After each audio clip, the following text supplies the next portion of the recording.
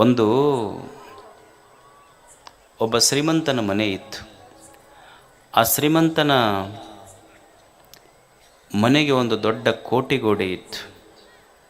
ಅವ ಭಾಳ ದೊಡ್ಡ ಶ್ರೀಮಂತ. ಮನೆಯ ಟ್ರೆಜರಿ ತುಂಬ ದುಡ್ಡು ಬಂಗಾರ ಎಲ್ಲ ಇತ್ತು. ಆ ಮನೆಯಲ್ಲಿ ಒಬ್ಬ ಸೇವಕ ಇದ್ದ. ಭಾಳ ಪ್ರಾಮಾಣಿಕವಾಗಿ ಬದುಕಿದ್ದ ಭಾಳ ವರ್ಷ. ಒಬ್ಬ ಕಳ್ಳ ಆ ಶ್ರೀಮಂತಿಕೆಯ ಪತ್ತೆ ಹಚ್ಚಿದ.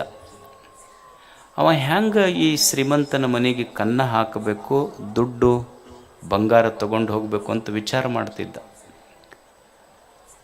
ಹೆಂಗೆ ಮಾಡಬೇಕು ಅಂತ ಗೊತ್ತಾಗಲಿಲ್ಲ. ಅವ್ರ ಮನ್ಯಾಗ ಒಬ್ಬ ಸೇವಕ ಇದ್ನಲ್ಲ, ಇವ ಕಳ್ಳ ಅವನ ದೋಸ್ತಿ ಮಾಡ್ಕೊಂಡಂತಾನ, ನೋಡು ನಿಮ್ಮ ಶ್ರೀಮಂತ ನೀನು ಎಷ್ಟು ವರ್ಷ ದುಡ್ದು ನಿನಗೇನು ಕೊಟ್ಟಾನ ಹೇಳು. ಬರೀ ತಿಂಗಳಿಗೆ 2,000 ರೂಪಾಯಿ ಕೊಟ್ಟಾನ, ವರ್ಷಕ್ಕೊಂದು ಜೊತೆ ಬಟ್ಟೆ ಕೊಟ್ಟಾನ ಅಷ್ಟ. ನನ್ನ ಸ್ನೇಹ ಮಾಡು, ನಿನಗೊಂದು ದಿವ್ಸಕ್ಕೆ 2 ಲಕ್ಷ ರೂಪಾಯಿ ಕೊಡ್ತೀನಿ 10 ನಿಮಿಷಕ್ಕೆ ಅಂದಿವ. ಯಾರು? ಕಳ್ಳ. ಅವ ಸೇವಕಂದ, ಏನು ಮಾಡ್ಬೇಕು ನಾನು? ನೀ ಏನೂ ಮಾಡೋದು ಬೇಡ. ನಿಮ್ಮ ಈ ಶ್ರೀಮಂತನ ಮನೆ ಇದೆಯಲ್ಲ, ದೊಡ್ಡ ಕೋಟೆ ಇದೆ, ಈ ಹಿತ್ತಲು ಬಾಕ್ಲೈತಲ್ಲ, ಅದಕ್ಕೆ ಹಿತ್ತಲು ಬಾಕ್ಲಿಗೆ ಕೀಲಿ ಹಾಕಿರೋದಿಲ್ಲ, ಬರೀ ಅಗಳಿ ಹಾಕಿರ್ತಾರೆ, ಹೌದಲ್ಲ? ಇವಾಗ ಕಳ್ಳ ಹೇಳ್ದವನಿಗೆ, ಹಿತ್ತಲು ಬಾಗಿಲಿಗೆ ಬರೀ ಅಗಳಿ ಹಾಕ್ಯಾರಲ್ಲ, ಅದನ್ನೊಂದು ಸ್ವಲ್ಪ ಸರಿಸಿಬಿಡು, ನಿನಗೆ 2 ಲಕ್ಷ ರೂಪಾಯಿ ಕೊಡ್ತೀನಿ. ಅವ ಸೇವಕ ಆಳ ಮಗ ಅಂದ, ಇಷ್ಟ ಕೆಲಸಕ್ಕೆ 2 ಲಕ್ಷ ರೂಪಾಯಿ, ಎಷ್ಟು ವರ್ಷ ದುಡ್ದೀನಿ, ಇನ್ನೂ ನನಗೇನೂ ಕೊಟ್ಟಿಲ್ಲ, ಬರೀ 2,000 ರೂಪಾಯಿ ಕೊಟ್ಟಾನ, ಬರೀ ಅಗಳಿ ಸರಿಸಿದ್ರೆ 2 ಲಕ್ಷ ರೂಪಾಯಿ ಸಿಗ್ತೈತೆ ಅಂದ್ರೆ ಓಕೆ ಅಂದವ. ಕಳ್ಳ 2 ಲಕ್ಷ ಕೊಟ್ಟಿವನಿಗೆ. ಇವ ಆಳ ಮನುಷ್ಯ ರಾತ್ರಿ 12ಕ್ಕೆ ಅಗಳಿ ಸರಿಸಿ ಒಳಗೆ ಹೋಗಿ ಇನ್ನೇನು ಕೀಲಿ ತೆಗಿಬೇಕಂತಿದ್ದ. ಅಲ್ಲೊಂದು ನಾಯಿ ಕುಂತಿತ್ತು, ಅದು ಗುರ್ರಂತದು. ಇವ ಏನು ಮಾಡ್ದ, ಹಿಂಗೊಂದು ಬಿಸ್ಕಿಟ್ ಹೋಗೋದು ಅದಕ್ಕೆ, ಅದು ನಾಯಿ ಮತ್ತೆ ಗುರ್ರಂತದು. ಇವ ಒಂದು ಕಳ್ಳ, ಅಲ್ಲೋ ಬಿಸ್ಕಿಟ್ ಹಾಕಿನಿ ಮತ್ತೆ ಯಾಕೆ ಗುರ್ರಂತಿ ನೀನು? ಅವಾಗ ನಾಯಿ ಅಂತೂ, ಹಿಂಗೆ ಲಂಚ ತೊಗೊಂಡು ಸುಮ್ಮನೆ ಇರಾಕ ನಮ್ಮನೇನು ಮನುಷ್ಯರು ಮಾಡಿ ಎನ್ನೇನಂತದ ನಾಯಿ. ಅವ ಅಂದ, ಮತ್ತೆ ಬ್ರೆಡ್ ಹೋಗದವ ನಾಯಿಗೆ. ಅವಾಗ ನಾಯಿ ಹೇಳ್ತು, ಮನುಷ್ಯನೇ ತಿಳ್ಕೊ, ಅನ್ನ ಉಂಡ ಮನೆಗೆ ಕನ್ನ ಹಾಕೋರು ಮನುಷ್ಯರು ಹಾಕ್ತಾರೆ ಹೊರತು ನಾಯಿಗಳು ಹಾಕೋದಿಲ್ಲ. ನಾವು ನಮ್ಮ ಜಾತಿಯೊಳಗಿಲ್ಲ, ಮನುಷ್ಯರ ಜಾತಿಯೊಳಗಿರ್ಬೋದು. ಅದು ಒಂದು ನಾಯಿ ಹೇಗೆ ಬದುಕ್ತಿದೆ ನೋಡಿ. ಅದಕ್ಕೆ ಮನುಷ್ಯ ಬದುಕುವುದನ್ನು ಕಲಿಬೇಕು. ಅದಕ್ಕೆ ನೋಡ್ರಿ, ನೀವು ನ್ಯಾಷನಲ್ ಎನಿಮಲ್ ಅಂತ ಮಾಡ್ಯಾರ, ನ್ಯಾಷನಲ್ ಬರ್ಡ್ ಅಂತ ಮಾಡ್ಯಾರ, ಒಬ್ಬರನ್ನರ ಪುಣ್ಯಾತ್ಮ ನೀವು ನ್ಯಾಷನಲ್ ಮ್ಯಾನ್ ಅಂತ ಮಾಡ್ಯಾರ. ಮತ್ತು ನೀವು ನೋಡ್ರಿ, ಎಷ್ಟೋ ಬ್ಯಾಂಕ್ಗಳಿಗೆಲ್ಲ ನಾಯಿ ಚಿತ್ರ ಹಾಕ್ಯಾರ ಇಲ್ಲ. ಮತ್ತು ಈ KSRTC ಅವರು ಗರುಡನ ಚಿತ್ರ ಹಾಕ್ಯಾರ. ಎಲ್ಲರ ಒಂದು ಕಡೆ ಮನುಷ್ಯನ ಚಿತ್ರ, ಇವರು ಬರೀ ಒಂದೇ ಜಾಗದಾಗ ಇರೋದು. ನಿಮ್ಮ ಚಿತ್ರ ಎಲ್ಲಿ ಹಾಕ್ಯಾರ? ಪುರುಷ ಮತ್ತು ಮಹಿಳಾ, ಅಲ್ಲಷ್ಟೇ ಇವನ್ ಚಿತ್ರ ಇರೋದು. ಇವ ಬರೇ ಉಂಡದ ಕೆಲಸ ಮಾಡ್ತಾನೆ, ಮತ್ತೇನೂ ಮಾಡೋದಿಲ್ಲ. ಅದಕ್ಕೆ ಯೋಗ್ಯ. ಸುಮ್ಮನೆ ನಾಯಿಗೆ ಬಳಸ್ಕೊಂಡಾರೆ ಎಷ್ಟೋ ಮಂದಿ ಬ್ಯಾಂಕಿನವರು, ಪಕ್ಷಿಗಳಿಗೆ ಬಳಸ್ಕೊಂಡಾರೆ. ಇವಂದು ಒಂದರ ಚಿತ್ರ ಅಪ್ಪಂದು ಎಲ್ಲರ. ಇವ ಅಂಥದ್ದು ಮಾಡಿದ್ರೆ ಹಾಕಬೇಕ ಇವಂದು ಕೆಲಸ. ಬದುಕಬೇಕಲ್ಲ ಮನುಷ್ಯ. ಹೇಗೆ ಬದುಕ್ಯಾರ ಜಗತ್ತಿನೊಳಗೆ? ಎಷ್ಟು ಜನ ಎಷ್ಟು ಅದ್ಭುತವಾಗಿ ಬದುಕ್ಯಾರ. You must have heard this name, Verghese Kurien. Verghese Kurien ಬಗ್ಗೆ ಎಷ್ಟು ಮಂದಿ ಕೇಳಿರಿ ನೀವು? ಇವತ್ತೆಲ್ಲ ಅಮೂಲ್ ಡೈರಿ ಬಗ್ಗೆ ಕೇಳಿರಿಲ್ಲ? ಅಮೂಲ್ ಡೈರಿ ಒಂದು ಕಾನ್ಫರೆನ್ಸ್ನೊಳಗೆ ವರ್ಗೀಸ್ ಕುರಿಯನ್ ಅಮೂಲ್ ಡೈರಿಯ ಸಂಸ್ಥಾಪಕ ಆತ. ಒಂದು ಸಲ ಒಂದು ಕಾನ್ಫರೆನ್ಸ್ನೊಳಗೆ ಬ್ರಿಟಿಷರು ವರ್ಗೀಸ್ ಕುರಿಯನ್ನಿಗೆ ಅಂದ್ರಂತ. ಏನಂದ್ರು ಅಂದರೆ, ಒಂದು ಮಾತಂದ್ರಂತ, Indian milk is like a England gutter water ಅಂದ್ರಂತ. ನಿಮ್ಮ ಭಾರತದ ಹಾಲು ಅಂದ್ರೆ ಏನು? ನಮ್ಮ ಇಂಗ್ಲೆಂಡ್ನೊಳಗೆ ಗಟಾರ್ ನೀರು ನಿಮಗಿಂತ ಚಲೋ ಇರ್ತೈತಿ. ನಿಮ್ಮ ಭಾರತದ ಹಾಲಿಗಿಂತ ನಮ್ಮ ಇಂಗ್ಲೆಂಡ್ ಗಟಾರ್ ನೀರು ಚಲೋ ಇರ್ತೈತಿ ಅಂದ್ರೆ ಅವ್ರು. Varghese Kurien was a young and dynamic man. ಹುಡುಗ ಇದು ಒಂದೇ ಮಾತು ಸಾಕತ್ತ. ಅವ ಬಂದು ಭಾರತದೊಳಗೆ, ಗುಜರಾತದೊಳಗೆ ನೀವೆಲ್ಲ ಕೇಳಿರಬೇಕು, ಅಮೂಲ್ ಡೈರಿ ಶುರು ಮಾಡಿದ್ರು. ಒಂದು ಕೋಆಪ್ರೇಟಿವ್ ಸಿಸ್ಟಮ್ ಶುರು ಮಾಡಿ, ಅವ ಅಮೂಲ್ ಡೈರಿ ಶುರು ಮಾಡಿದ್ದು ಬರೀ 250 ಲೀಟ್ರ್ ಹಾಲು ಪ್ರತಿನಿತ್ಯ ಬರ್ತಿತ್ತು. ಇವತ್ತು ಅಮೂಲ್ ಡೈರಿ ಒಳಗೆ ಪ್ರತಿನಿತ್ಯ 100 ಕೋಟಿ ಲೀಟ್ರ್ ಹಾಲು ತೊಗೊಂಬಂದಾತ. ಇವತ್ತು ಭಾರತ ಹಾಲು ಉತ್ಪಾದನೆಯೊಳಗೆ ವಿಶ್ವದೊಳಗೆ number 1. It is because of Verghese Kurien. ಅವನಿಗೆ ಏನಂತ ಕರೆದ್ರು ಅಂದ್ರೆ ಮಿಲ್ಕ್ ಮ್ಯಾನ್ ಆಫ್ ಇಂಡಿಯಾ ಅಂತ ಕರೆದ್ರು. ಯಾರಿಗೆ? ವರ್ಗೀಸ್ ಕುರಿಯನ್ನಿಗೆ. ಅವ ಹೇಳ್ತಿದ್ನಂತ, ನಮ್ಮ ಮಂದಿ ಎಷ್ಟು ಮಂದಿಗೆ ನಮಗೆ ಹೈನುಗಾರಿಕೆ ಮಾಡೋಕ್ಕಾಗಲ್ರಿ, ಹೈನುಗಾರಿಕೆ ಮಾಡೋಕ್ಕಾಗಲ್ರಿ ಅಂತೀವಿ ನಾವೆಲ್ಲ. ಅವ ಹೇಳ್ತಿದ್ದ, ಹಾಲು ಕರೆಯೋದು ಭಾಳ ಸುಲಭ, ನಮ್ಮ ರೈತರಿಗೆ ಹಾಲು ಹೆಂಗೆ ಹಿಡ್ಕೋಬೇಕಂತ ಗೊತ್ತಿಲ್ಲ ಅಂತಿದ್ದ.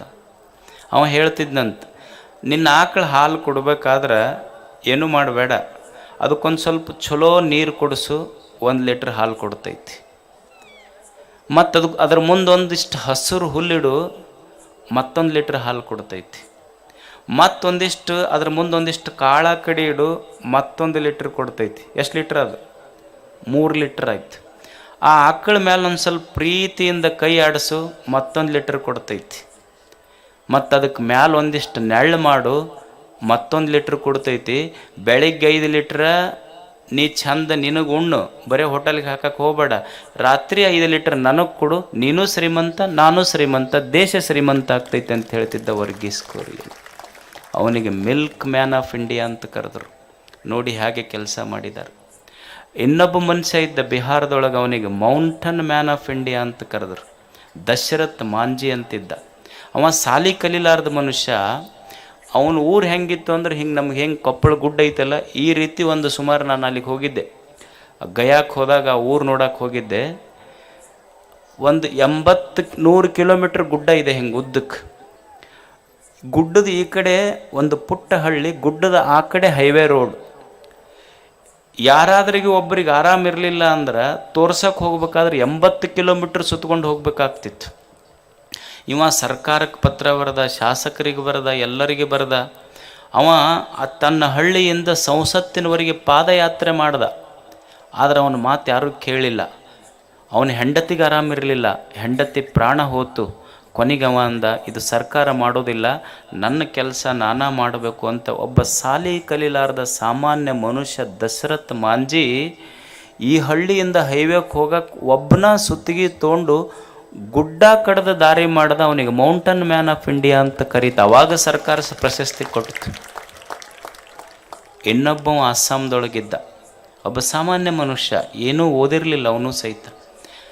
ಬ್ರಹ್ಮಪುತ್ರ ನದಿಯ ದಂಡೆಯ ಮೇಲೆ ಬರೀ ಹಾಳು ಪ್ರದೇಶ ಇತ್ತು.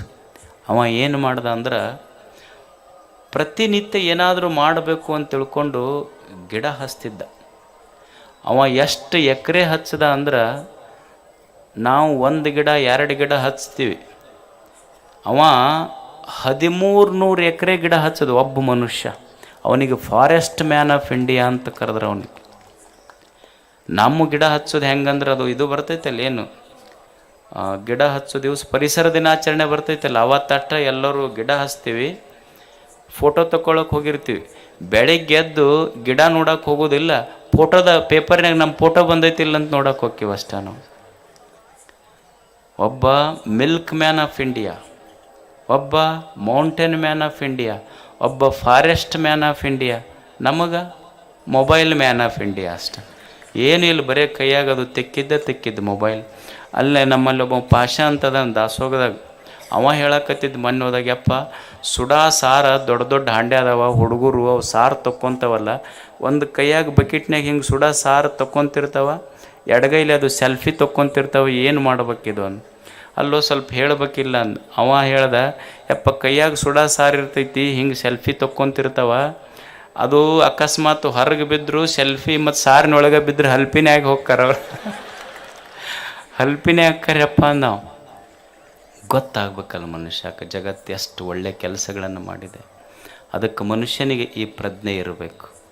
ನಾವು ಸಹಿತ ಈ ಜಗತ್ತಿಗೆ ಬಂದ ಮೇಲೆ ಏನಾದರೂ ಒಳ್ಳೆಯ ಕೆಲಸಗಳನ್ನು ಮಾಡಿ ಹೋಗೋದು ಕಲಿಬೇಕು ಮನುಷ್ಯ. ನನ್ನ ಜೀವನದೊಳಗೆ ನಮಗೆ ಹಣ್ಣು ಆಗದೆ ಆಗಲಿಕ್ಕೆ ಸಾಧ್ಯ ಇದ್ದರೂ ಸಹಿತ, ಹಣ್ಣಾಗದಿದ್ದರೂ ಪರವಾಗಿಲ್ಲ, ಇನ್ನೊಬ್ಬರ ಬದುಕಿಗೆ ಹುಣ್ಣಾಗಬಾರದು ನಾವು ಅಷ್ಟೆ. ನನಗೆ ದೀಪ ಹಚ್ಚುವ ಶಕ್ತಿ ಮನಸ್ಸು ಇರದೇ ಇದ್ದರೂ ಹಚ್ಚಿದ ದೀಪ ಆರಿಸಬಾರದು ಮನುಷ್ಯ. ನನಗೆ ಇನ್ನೊಬ್ಬರ ತಾಟಿನೊಳಗೆ ಅನ್ನ ನೀಡಲಿಕ್ಕೆ ಸಾಧ್ಯ ಇರದೇ ಇದ್ದರೂ ಸಹಿತ, ಇನ್ನೊಬ್ಬರ ತಾಟಿನೊಳಗೆ ಅನ್ನ ನೀಡ್ಲಿಕ್ಕೆ ನನಗೆ ಮನಸ್ಸು ಇರದೇ ಇದ್ದರೂ ಸಹಿತ ಅವ್ರು ಉಣ್ಣುವ ತಟ್ಟೆಯೊಳಗೆ ಮಣ್ಣು ಮಾತ್ರ ಹಾಕಬಾರ್ದು ಮನುಷ್ಯ. ಇದು ಕಲಿಬೇಕು. ನನಗೆ ಇನ್ನೊಬ್ಬರ ಕಣ್ಣೀರು ಒರೆಸುವ ಶಕ್ತಿ ಇರದೇ ಇದ್ದರೂ ಸಹಿತ ಇನ್ನೊಬ್ಬರ ಕಣ್ಣಾಗ ನೀರು ಬರೆಸುವ ಕೆಲಸ ಅಂತೂ ಮಾಡಲೇಬಾರ್ದು ಮನುಷ್ಯ.